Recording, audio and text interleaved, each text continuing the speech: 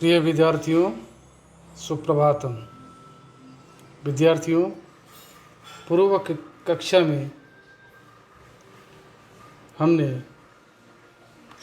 द्रव्य प्रकरण के अंतर्गत पृथ्वी एवं जल का विवेचन किया था। अब 9 द्रव्यों में से पृथ्वी एवं जल, इन दोनों के निरूपण करने के पश्चात हम आज तृतीय द्रव्य तेज यानी अग्नि तत्व का विवेचन करेंगे। आचार्य अन्नम भट्ट ने 9 द्रव्यों में से तृतीय द्रव्य तेज यानी अग्नि का लक्षण और भेद निरूपण करते हुए अपने ग्रंथ तर्क संग्रह में कहा है, तेजसो लक्षणम तद्भेदाश्च। तेज यानी अग्नि, तेजस शब्द षष्ठी विभक्ति एक वचन तेजसः। तेज यानी अग्नि के लक्षण और उसके भेद। किं तावत् तेजसः लक्षणमिति जिज्ञासायाम् उक्तम् आचार्येण अन्नं भट्टेन। उष्णस्पर्शवत्तेजः, उष्णस्पर्शवत्तेजः उष्णत्वं स्पर्शवत्वं च तेजवत्वं तेजस्त्वं व उष्णत्वं स्पर्शत्वं यस्मिन् वर्तेते तदेव तेजः। जिसमें उष्णता हो, जिसको स्पर्श करने पर हमें गर्म लगे या उष्ण लगे, और जिसको हम स्पर्श कर सकते हैं। तो उष्ण जो स्पर्श का विषय है, इसलिए उष्णता एवं स्पर्शवत्ता, स्पर्शवत्ता हो और उष्णता हो, शीतलता नहीं हो। उष्णवत्व कहने से शीतलता का अभाव है, तो उष्णता जिसमें हो, स्पर्शता हो और उष्णता हो, तो उसको तेज कहेंगे यानी अग्नि कहेंगे। तच्च द्विविधम, और वह 2 प्रकार का होता है। वो तेज तत्व जो है, नित्यम अनित्यम च, नित्य तेज और अनित्य तेज। मैंने इस तेज के लक्षण निरूपण करने के पश्चात तेज के जो भेद की व्यवस्था की है आचार्य अन्नम भट्ट ने, उन्होंने 2 प्रकार का की है। पहला जो प्रकार है वह है नित्य और अनित्य की व्यवस्था है। नित्यम परमाणु रूपम, परमाणु रूप में नित्य, क्योंकि परमाणु कभी नष्ट नहीं होता। परमाणु अंतिम भाग है द्रव्य का, अंतिम अंश है, उसका नाश नहीं होता है, इसलिए वो नित्य है। और अनित्यम कार्य रूपम, अनित्य कार्य रूप, माने कार्य रूप में वह अनित्य है। क्योंकि यद यद कार्यम तत्तद अनित्यम, इस सृष्टि का नियम है। जो जो कार्य रूप होता है वह अनित्य होता है। संसार में कार्य की, किसी भी कार्य की नित्यता नहीं होती है, वो अनित्य होता है। क्योंकि कार्य का मतलब है उत्पत्ति का विषय हो गया, और जिसकी उत्पत्ति होती है तो उसका विनाश भी होता है। सृष्टि का धर्म है, नियम। इसलिए कार्य रूप में यह तेज अनित्य, और कारण रूप में, परमाणु रूप में वह नित्य। कार्य रूप जैसे हम देखेंगे कि अग्नि प्रज्वलित हो रही, दीपक हो चाहे चूल्हे में हो, वो कार्य रूप है, वो बुझ जाएगा, इसलिए वह अनित्य है। पुनः त्रिविधम, दूसरी जो व्यवस्था है अग्नि तत्व की, तेजस तत्व की, वो 3 प्रकार का है। क्या क्या है न शरीर इंद्रिय विषय भेदात, शरीर भेद से और इंद्रिय भेद से और विषय भेद से 3 प्रकार का होता है तेज। शरीरम आदित्य लोके प्रसिद्धम, इस तेज का उस शरीर भेद है वो कहाँ है ना आदित्य लोक, माने सूर्यमंडल है, उसमें प्रसिद्ध है। तो शरीर जो है अग्नि तत्व का वो सूर्यमंडल में हमें दिखाई देने को मिलता है, वो प्रसिद्ध है, पूरा दुनिया जानती है, पूरा संसार जानता है, सृष्टि में किसी को अगोचर नहीं है, सबको गोचर है। और इंद्रिय भेद को बताते हुए आचार्य अन्नम भट्ट कहते हैं इंद्रियम रूपग्राहकम चक्षु तच्च कृष्ण ताराग्रवर्ती, इंद्रिय भेद से ये रूप को ग्रहण करने वाला चक्षुर इंद्रिय, क्योंकि जो हमारे पंच तन्मात्राएं हैं उसमें से एक तन्मात्रा है रूप या विषय है, जो हमारे ज्ञानेंद्रियां हैं पंच ज्ञानेंद्रिया, पंच ज्ञानेंद्रियों का पंच विषय है, उसमें जो चक्षुर इंद्रिय है उसका विषय है रूप।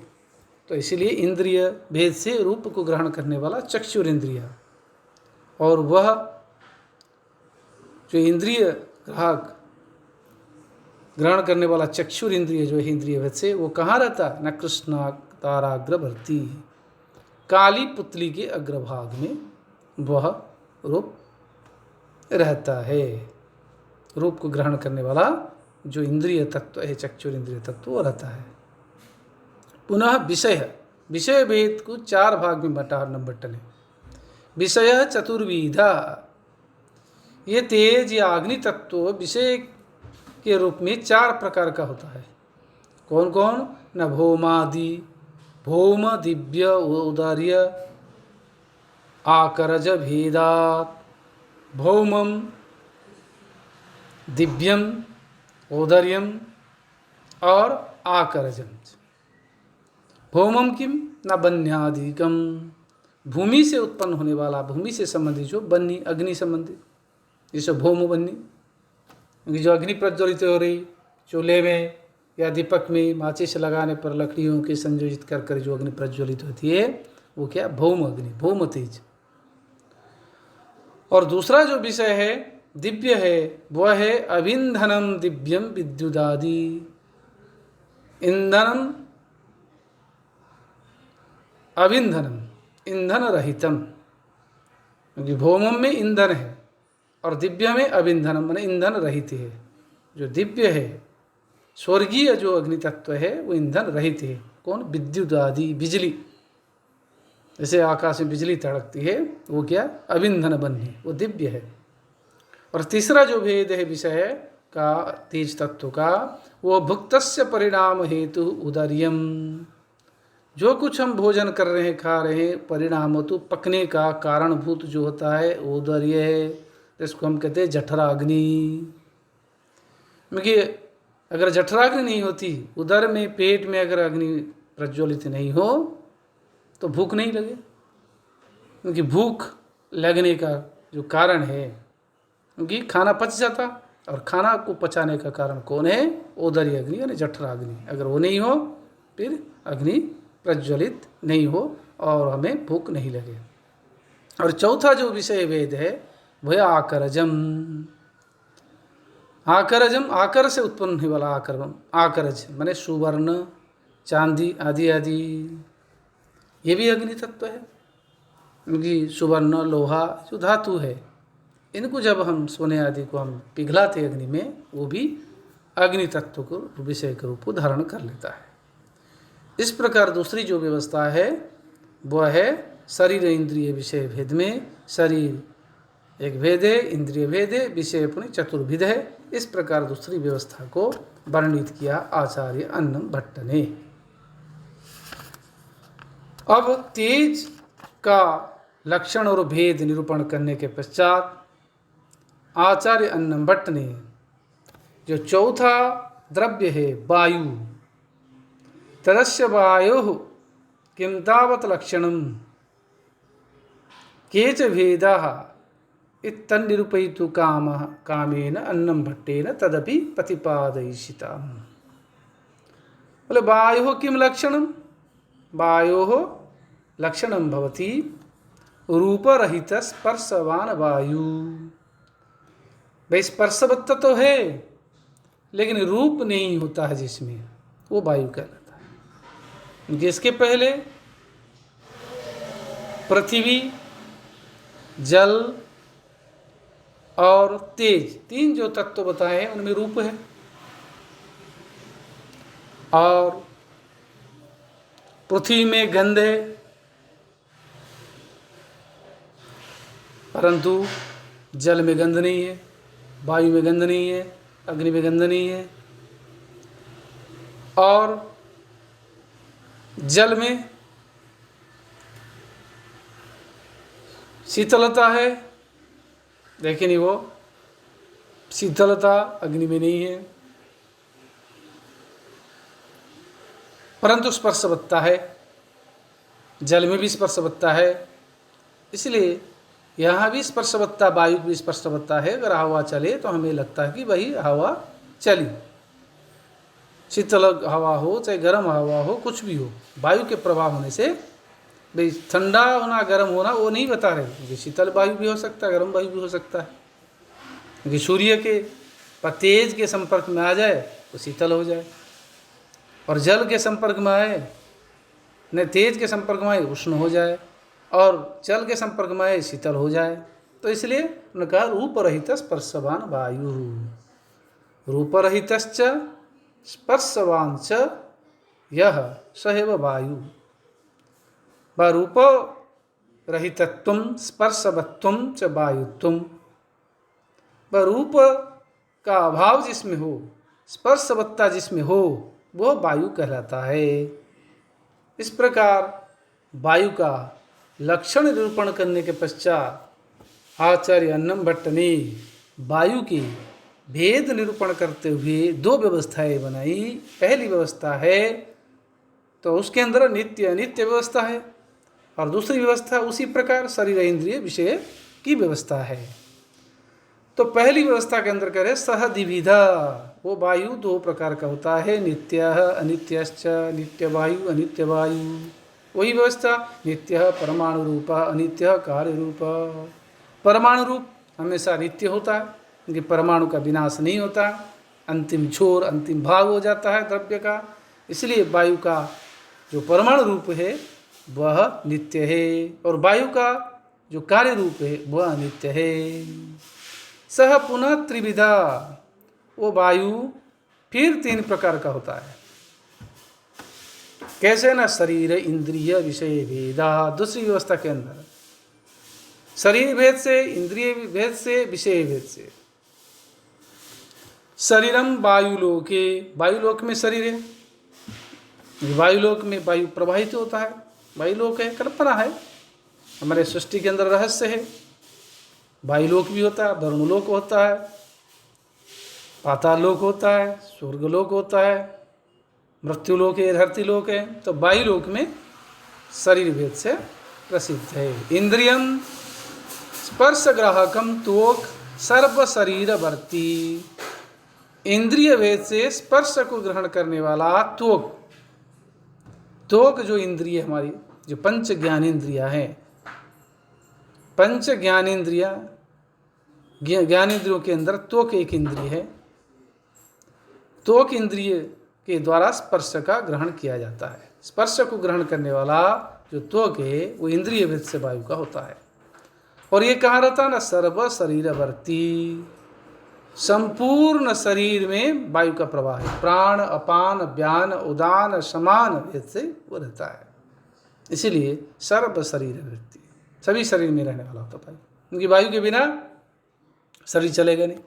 आप देखिए नख से लेकर शिक तक वायु का प्रवाह है, न रक्त का संचरण नहीं होगा, और रक्त का संचरण नहीं होगा तो मनुष्य मृत्यु को प्राप्त करेगा। इसलिए हमारे संपूर्ण शरीर में वायु का प्रवाह है। वायु तो ऐसी चीज, इसलिए प्राणायाम किया जाता। प्राणायाम कहते हैं, प्राण का आयाम होता है। नासिक के जो घ्राण इंद्रिय के द्वारा वायु को हम लेते हैं, वो संपूर्ण शरीर में प्रभावशील होकर के फिर क्या करता है ना, हमें रक्त को संचरण करता और हृदय को पहुंचाता है प्राणवायु के रूप में। फिर हमारी जीवन सत्ता शरीर के अंदर जो आत्मा है वह प्रभावशाली रहता है। तो इसलिए कह रहे हैं सर्व शरीरवर्ती। और विषय भेद से क्या है ना, वृक्ष आदि कंपन हेतु, पेड़ पौधे आदि के कंपन होने का कारणभूत जो है वो वायु जो है वो विषय भेद है। हम कहते हैं वायु प्रवाहित हो रहा है, कैसे बताओ ना, देखो पेड़ के पत्ते हिल रहे हैं। या हम कहेंगे देखो हमारे शरीर में जो कपड़े पहने, कपड़े डोल रहे हैं, हिल रहे हैं, कागज़ उड़ रहा है, घास उड़ रहा है, ये सब जो है ये विषय भेद का कारण है। और शरीर भेद का जो वायुलोक में कहा, और शरीर में जो समस्त शरीर में जो वायु रहता है, 5 वायु होते, मैंने वही बताया, प्राण वायु, अपान वायु, व्यान वायु, उदान वायु, समान वायु। बोले शरीरांत संचारी वायु प्राण, शरीर के अंदर विचरण करने वाला जो वायु है वो प्राण वायु कहलाता है, जो हृदय को संचालित करता है। सच एक अपि, वो प्राण वायु जो वायु एक होकर भी उपाधि भेदात, उपाधि के भेद से प्राण अपान आदि संज्ञाम लभते, उपाधि भेद से प्राण अपान समान उदान और व्यान इन नाम को प्राप्त करता है। तो कैसे न 5 वायु होते हैं, कहाँ कहाँ वायु की अवस्थिति होती 5 वायुओं की, कहते हैं हृदय प्राणो उदीपानः समानो नाभिमंडले उदानः कंठदेशस्तु व्यानः सर्वशरीरगः। बोले हृदय प्राणः, हृदय में प्राण वायु रहता है, और समानः नाभिमंडले, और नाभि के मंडल में समान वायु, और उदानः कंठदेशस्त, और कंठ देश में गले में उदान वायु रहता है, जिससे हम बोलते हैं, जो वाणी के रूप में जो हमारे मुंह में प्रस्फुटित होती है वो उदान वायु की वजह से। और व्यान सर्व शरीरगः, और व्यान वायु समस्त शरीर में विचरण करने वाला होता है। इस प्रकार स्पर्शवान जो वायु है जिसका रूप नहीं है, क्योंकि वायु अरूपी है, उसको देख नहीं सकते, उस वायु के जो भेद है नित्य अनित्य व्यवस्था में, पुनः शरीर इंद्रिय विषय भेद से जो है, इसको आचार्य अन्नम भट्ट ने बहुत अच्छी तरह बताया है। इसके पश्चात हमारे पृथ्वी जल तेज वायु, उसके बाद 5वां जो है आकाश, आकाशस्य किम लक्षणमिति जिज्ञासायाम उक्तम आचार्येण अन्नम भट्टेन यत् शब्दगुणकम आकाशम तच्च एकम विभुम नित्यम च। बोले शब्दगुणकम आकाशम, शब्दगुणवत्वम आकाशवत्वम, क्योंकि शब्द और आकाश में नित्य संबंध है, क्योंकि गुण गुणिनो हो नित्य संबंध, अयुक्त सिद्ध हो, अयुक्त सिद्ध है, गुण और गुणी, तो अवय अवय भी इनमें नित्य संबंध होता है। तो गुण गुणी, गुणी कौन आकाश है, गुण कौन शब्द है, शब्द गुणकम आकाशम, शब्द जिसका गुण है वो आकाश है। तच्च एकम, और वो एक ही तत्व होता है, विभु नित्यम च, विभु विशाल, नित्य मने हमेशा, आकाश कभी नष्ट नहीं होता और पूरा का पूरा व्याप्त है। इस प्रकार शब्द समवायी कारणत्वम आकाशत्वम यत् आकाशम नाम द्रव्यम तद विभु भवति नित्यम च भवति। विद्यार्थियों, आज हम यही विराम देते हैं और पुनः अगली कक्षा में